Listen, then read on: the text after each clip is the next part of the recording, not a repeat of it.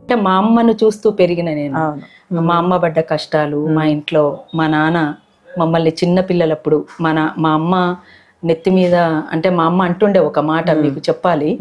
మా అమ్మ గురించి కూడా, మా అమ్మ ప్రధాన పాత్ర పోషించింది మా జీవితంలో. ఎందుకంటే నాన్న గురించి అందరికి తెలిసిన జీవితమే కావచ్చు, కానీ ఇంకొక కోణం మా అమ్మ జీవితం ఉంది మా ఇంట్లో.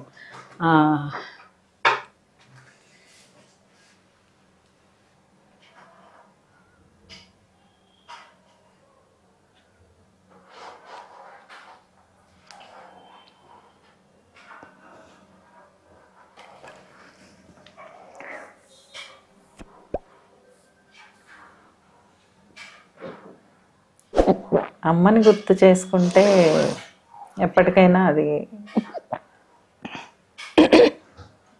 బాధే.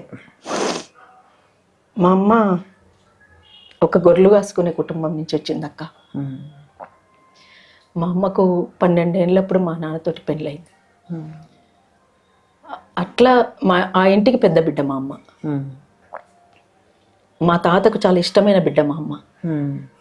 ఆ ఇంటి నుంచి ఇంటికి వచ్చిన తర్వాత అప్పటికే నాన్న వీళ్ళతోటి సంబంధాలు, కమ్యూనిస్టు నాయకులతో సంబంధాలు.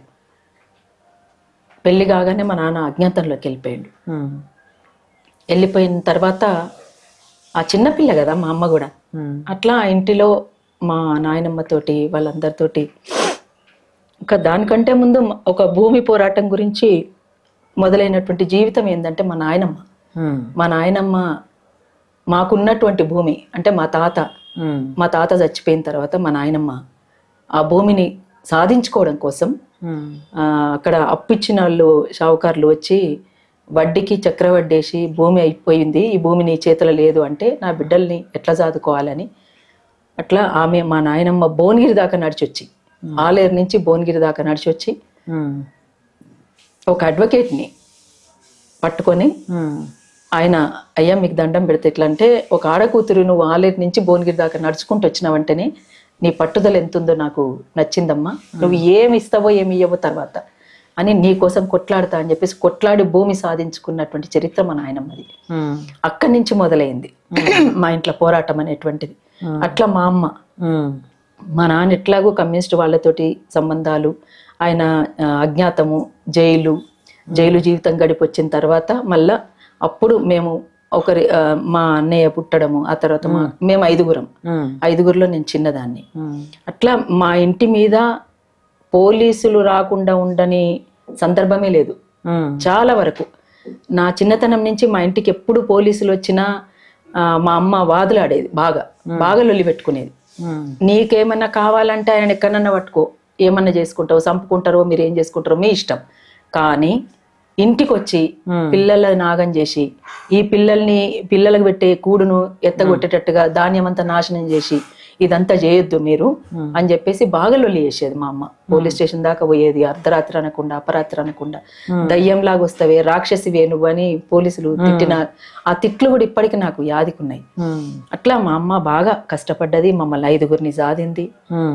అటు వ్యవసాయం ఎట్లా మక్కువ చూసుకునేదో మమ్మల్ని అంతా మక్కువ చూసుకునేది, మమ్మల్ని పిల్లల్ని కూడా. ఇంటికి వచ్చే ప్రతి కార్యకర్తని ఆ ఇంటికి అసలు కులం లేదు, మతం లేదు, ఏది లేదు, వండి పెట్టినటువంటి కుండకి ఎగబడి తినడమే తెలుసు ఎవరికైనా. అట్లా ఎప్పుడు కూడా ఆ ఇంట్లో ఏది లేదు. అందుకని అది వ్యవసాయ కుటుంబము, ఇంటి నిండా ధాన్యము, వంటకు అక్కడ పొయ్యికి కుండకు ఎప్పుడు కూడా రికాముండేది కాదు. వచ్చే కార్యకర్తలతోటి వాళ్ళతోటి ఎప్పుడు నడుస్తూనే ఉండేది. అట్లా వచ్చిన తర్వాత మా అమ్మ తర్వాత మా పెద్దోదిన తర్వాత ఇట్లా ఈ రకంగా ఇది చెప్పాలనిపించి చెప్పిన నేను అమ్మ గురించి. అమ్మ పాత్ర మా జీవితంలో ఎంత ప్రముఖంగా ఉందో ఇవాళ ఈ మేరకు మేము ఇట్లా మాట్లాడుతున్నామంటే. ఉద్యమాలలో తల్లుల పాత్ర చాలా పెద్దది, కానీ చాలా వరకు ఏంటంటే వాళ్ళ గుర్తులుగా వాళ్ళు బాగా వంట చేశారు పెట్టారని మాట్లాడతారు, కానీ నిజానికి చాలా ఓర్చుకుంటూ పనిచేస్తారు వాళ్ళు. చాలా. అంతేకాకుండా అజ్ఞాతంలో ఉండేటువంటి నాయకులకు అమ్మ పోలీస్ స్టేషన్ ముందు నుంచే సర్ది పెండతట్టలలో బుట్టలలో పట్టుకొని గంపలలో పట్టుకొని పోయేది. అంటే ఇంత ధైర్యం గురించి చెప్తున్నా నేను.